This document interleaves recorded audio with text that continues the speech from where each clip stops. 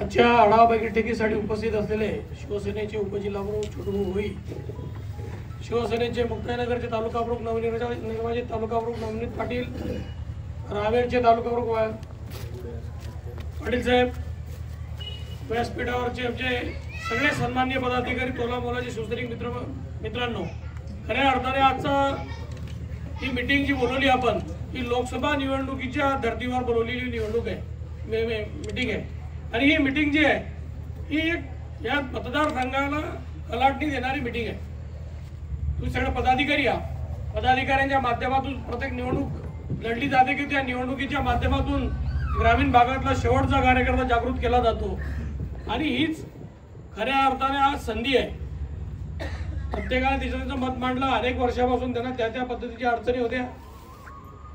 गेल्या मला असं वाटतं की 90 पासून आपण निवडणुका पाहतोय. 90 पासून शिवसेनेकडे बाळासाहेबांच्या विचाराने युतीच्या माध्यमातून आपण काम करतोय. लोकसभेला प्रत्येक वेळी प्रामाणिक काम करण्याचा शिवसेनेने प्रयत्न केलेला आहे असं मला वाटतंय. आणि आजचं जर देशाचं राजकारण बघितलं तर मोदी साहेबांच्या विरोधामध्ये सगळे नाईट पिक्चर सारखं झालंय.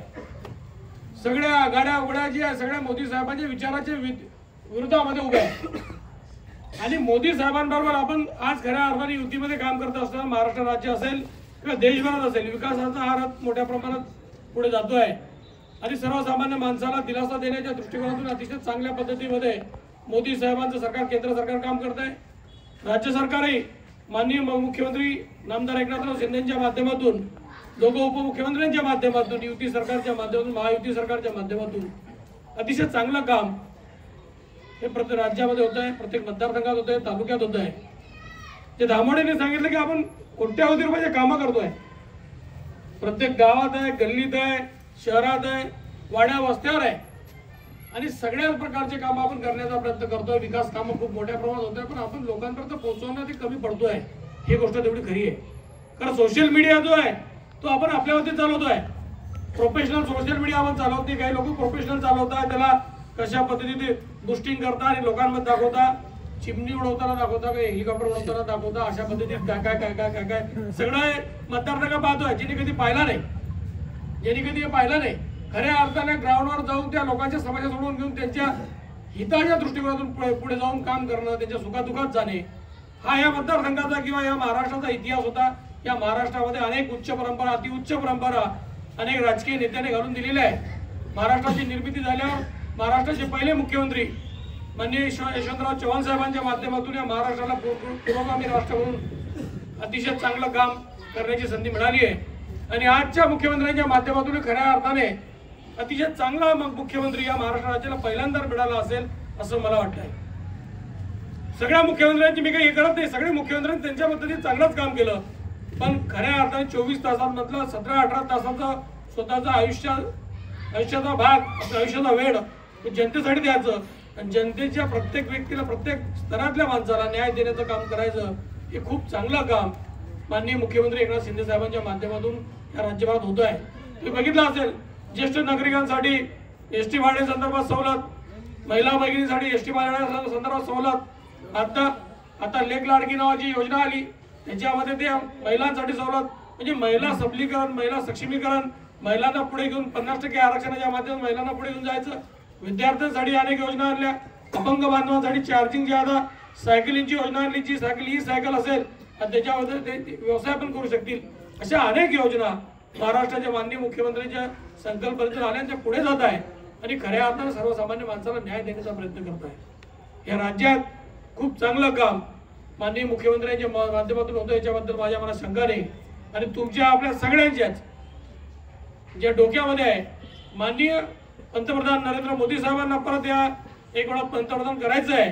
एक वेळा का अनेक वेळा करण्याची आपली संकल्पना आहे. पण या निवडणुका आल्या आणि त्यांना पंतप्रधान करण्याच्या दृष्टिकोनातून आपण पुढे जातोय, ते कामही करतोय. आणि त्या दृष्टीने आपण आज सगळे एकत्र जमलोय की आपण केलं काय पाहिजे. आपलं मतदारसंघ हा लोकसभा मतदारसंघ रावेर, त्याच्यात मुक्ताईनगर हा मला असं वाटतं 288 पेक्षा वेगळा मतदारसंघ असेल. आता इथे काय झालं काय नाही झालं ते जफरभाऊनी पण मांडलं. जफरभाऊनी तर अतिशय व्यवस्थित मार्मिक पद्धतीत मांडलं की या मतदारसंघामध्ये माननीय शरद पवार साहेबांना फसवण्याचं काम झालं. एकाच घरात शरद पवार साहेबांचे आणि एकाच घरात इकडे भाजपचे असे दोघे एकाच तालावर नाचताय.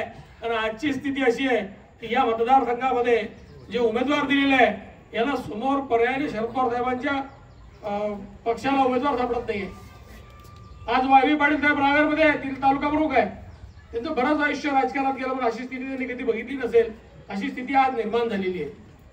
आणि आज मुक्ताईनगर तालुक्यामध्ये आम्ही काय केलं पाहिजे, रावेर तालुक्याच्या सैनिकांना वाटतं आम्ही काय केलं पाहिजे, भदोर तालुक्यातल्या सैनिकांना वाटतं आम्ही काय केलं पाहिजे. आता काय स्थिती आहे, काय स्थिती येऊन समोर झालेली आहे की आज समोर उमेदवार डिक्लेअर होत नाहीये.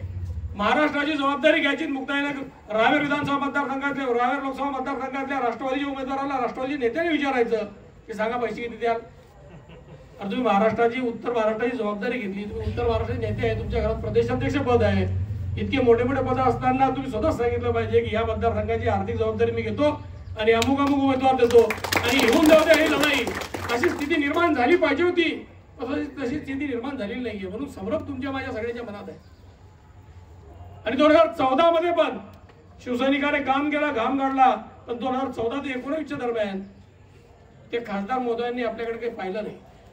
किंवा ते आता जे बँकेची लयलूट चालली आहे 1924 मध्ये, बँकेची लयलूट चालली आहे, पण लूट करतो कोण आहे, तो डीजे वाजवणारा, तो फेसबुकवर ते व्हॉट्सअपवर काहीतरी स्टेटस वगैरे, ते काय फेसबुक व्हॉट्सअपला समजत नाही, पण त्याच्यावर स्टेटस समजा ठेवणारा राष्ट्रवादीचा पदाधिकारी भाजपचे उमेदवार डिक्लेअर झाल्यावर स्टेटस ठेवतो.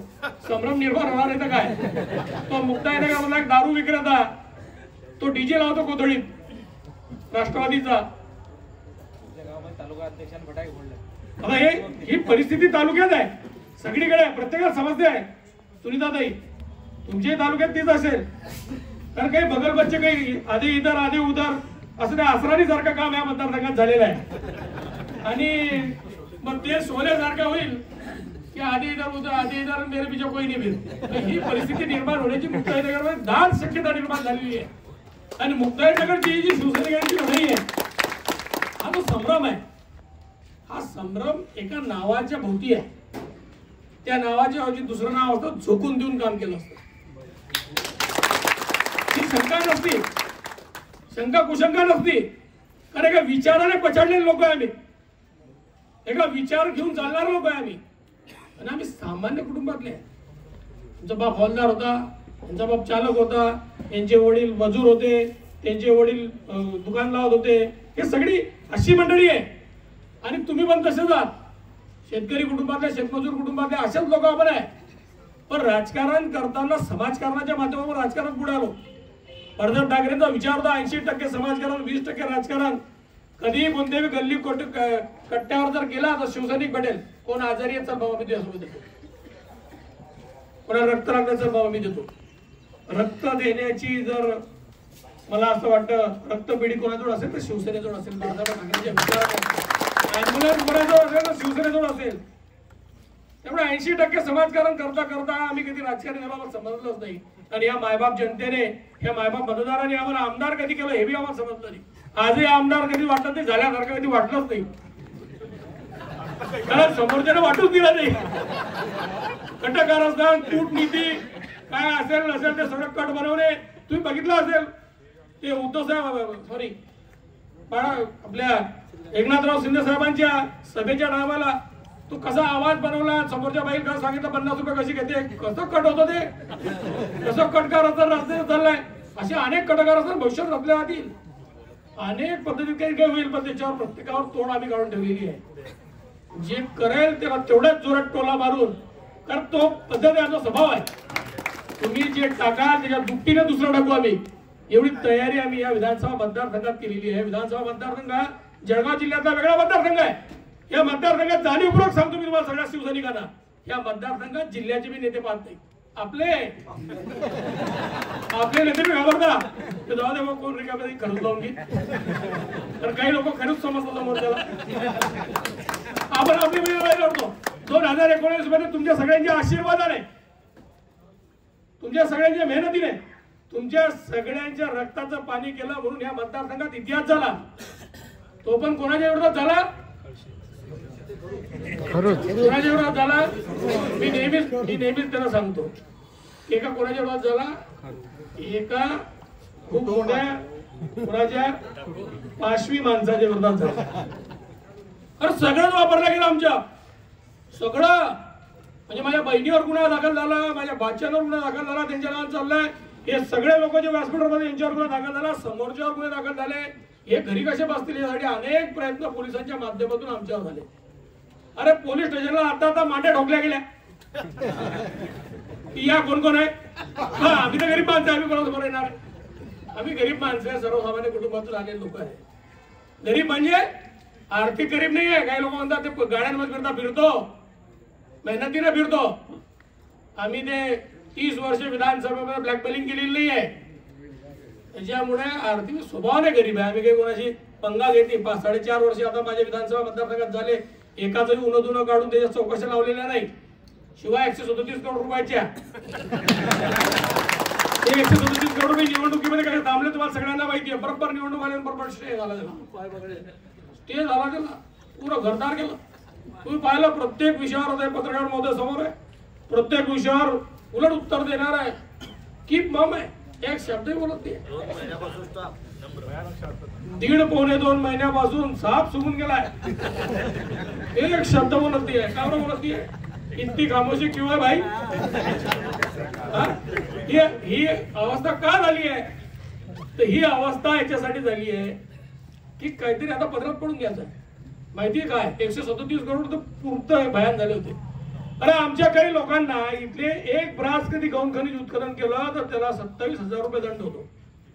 एखाद्याने 1,27,000 रुपये दंड होतो. एखाद्याने शेत हे केलं तर त्याच्यावर 70 लाख रुपये दंड होतो. भोजे लगेच बसतात. अरे यांच्या याच्यावर 10 महिने झाले 137 करोड म्हणजे भोजेच बसू शकले नाही. आज जिल्हा प्रमुख साहेब या, ही परिस्थिती आहे. दोघं पक्षांमध्ये बरोबर नियोजन चाललंय. दोघं पक्षांची बरोबर खेळी चालली आहे. सर्वसामान्य जनता हुशार आहे. सर्वसामान्य जनतेला सगळं समजत आहे. हे पब्लिक आहे बाबू, हे सब जानती आहे असं मला वाटतं. कारण हा मतदारसंघ इतका हुशार लोकांचा मतदारसंघ आहे. या मतदारसंघाने इतिहास घडवला. सर्वसामान्य कुटुंबातला एक गोर गरीब कुटुंबातला माणूस उठून उभा केला, बसवला, त्याला व्यासपीठावर बसवला. असं बसवला नाही. म्हणून मला असं वाटतं की या मतदारसंघात काही सांगण्याची गरज नाही, आवश्यकता नाही. काय चाललंय तुम्ही पाहताय. आता उमेदवारासंदर्भात काय चाललंय, दररोज एक नाव येतंय, एक नाव येतंय. काही बगल बच्चे त्यांच्या बगलातून काढून मी समोर उभे केलं, ये उमेदवार. अरे त्याला पण काल पाहिला नाही. गल्लीत नाही, ग्रामपंचायत सदस्य नाही, सोसायटी सदस्य नाही, पीक संरक्षण ठेके सोसायटी सदस्य नाही, आणि हा उमेदवार बने. हेच घेऊन जातात, हेच उमेदवार सांगतात. आणि समोर ते 4 लोकांची इंटरव्ह्यू आणि इंटरव्ह्यू घेणाऱ्यांमध्ये हेच काढत सांगता असं. और ही काय स्थिती मुक्तायन करता मतदार रावेर लोकसभा मतदारसंघाची. आणि मला असं वाटतं की मोदी साहेबांना मानणाऱ्या प्रत्येक शिवसैनिकाला असं वाटतं की मोदी साहेबांना मतदान केलं पाहिजे. पण अडथळा या नावाचा बी आहे, तो वरिष्ठांनी विचार केलाच गेला पाहिजे. मला असं वाटतं वरिष्ठांनी विचार नाही केला आम्ही किती बी सांगू, लोक ऐकतील की नाही ऐकतील कोण सांगितलं. शेवटी आमचं सांगणं काम आहे. तुम्ही ऐकायला त्याची कोणाला गॅरंटी आहे? आता हे स्थिती आहे ना. कारण आता राष्ट्रवादी जितके व्हायला इतके जोरात लागले भाजपचं काम करायसाठी, तर आम्हाला असं वाटलं नरेंद्र मोदी साहेबांचं नेतृत्व भावलं येईल. बापरे आता काय जोरात काम करताय होय. स्टेटस, फेसबुक, काय काय काय काय ते सत्काराला पहिल्या गाडीत जाता, कधी आम्हाला इकडे दिसता, कधी तिकडे दिसता. अरे काय झालं, अरे युती आहे ना. ते बरोबर आहे, आमचं काही म्हणणं नाही आहे. आणि नरेंद्र मोदी साहेबांची हात बळकट करायची असेल तर 400 पार जाण्याच्या दृष्टीकोनातून आपण सगळेजण प्रयत्न करणार आहे, करू.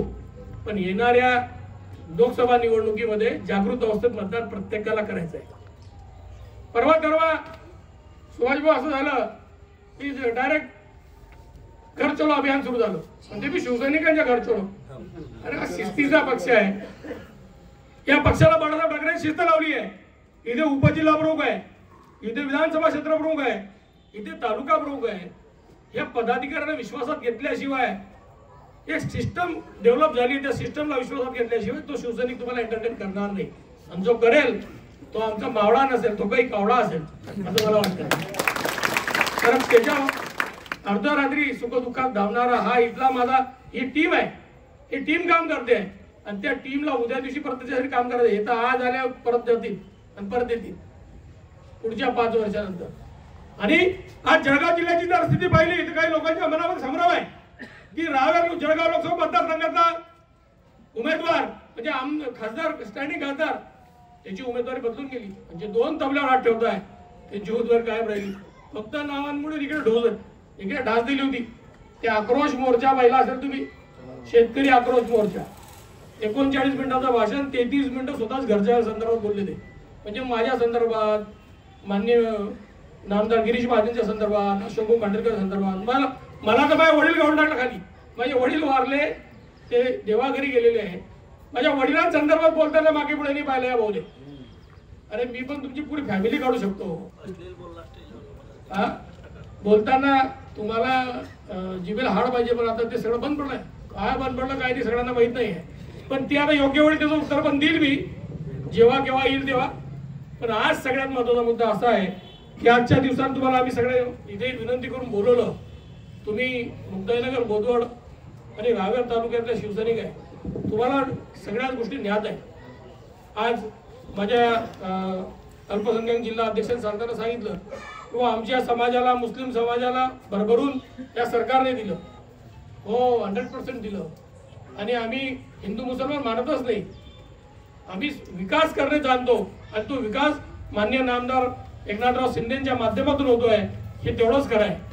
आणि खूप चांगल्या पद्धती विकास होतो, ते जाती धर्माच्या पलीकडे जाऊन त्या एरियामध्ये जाऊन त्या लोकांच्या मूलभूत सुविधा समजून घेऊन, मूलभूत अडचणी समजून घेऊन त्या सोडवण्याच्या दृष्टीने, माझ्या महिला भगिनींच्या अडचणी समजून घेऊन त्या सोडवण्याच्या दृष्टीने या मतदारसंघामध्ये आपण चांगलं काम करण्याचा प्रयत्न करतोय।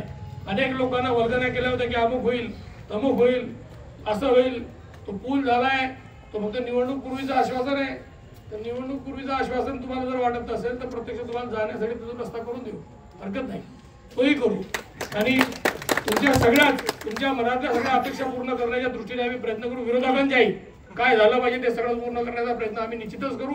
आज तुम्ही सगळे देव असताना इथपर्यंत आला, सगळ्यांच्या कुटुंबामध्ये आज भावनिक वातावरण आहे, कुटुंबातल्या घरातल्या लोकांनी तुम्हाला टोकलं असेल, पण खऱ्या अर्थाने आपण ते छत्रपती शिवाजी महाराजांचा इतिहास जाणतो की आधी लग्न कोंढाण्याचं, आता लग्न आलंय कोंढाण्याचं टप्प्यात।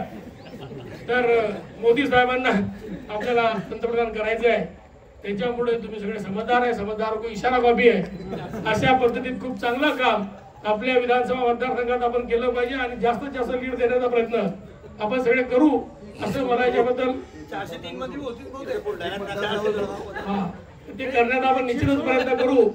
अजून काही आपल्या संदर्भात, आपल्याला बोलायच्या संदर्भात मला एक विनंती आपल्याला करायची आहे की तालुक्यावरच्या पदाधिकाऱ्यांना, विधानसभा मतदारसंघातल्या पदाधिकाऱ्यांना, जिल्हा प्रमुखांना आपण विचारलं पाहिजे की आता कसं केलं पाहिजे। म्हणजे आज प्रचार सुरू झाला आहे, तर प्रचारात आम्ही तिथे कसं पद्धतीत जायचं हे या पदाधिकाऱ्यांना विचारून आपण जावं, कॉर्डिनेट करून जावं, एवढी विनंती मी आपल्यासमोर करण्यासाठी आलो आहे।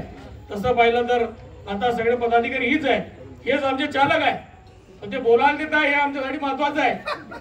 नाहीतर हे जिल्हा प्रमुख आहे, उपजिल्हा प्रमुख आहे, विधानसभा क्षेत्र प्रमुख आहे, जिल्हा संघटक आहे, आमचे प्रदेशाचे उपाध्यक्ष आहे, हे सगळी मंडळी आहे, हे संघटन आहे।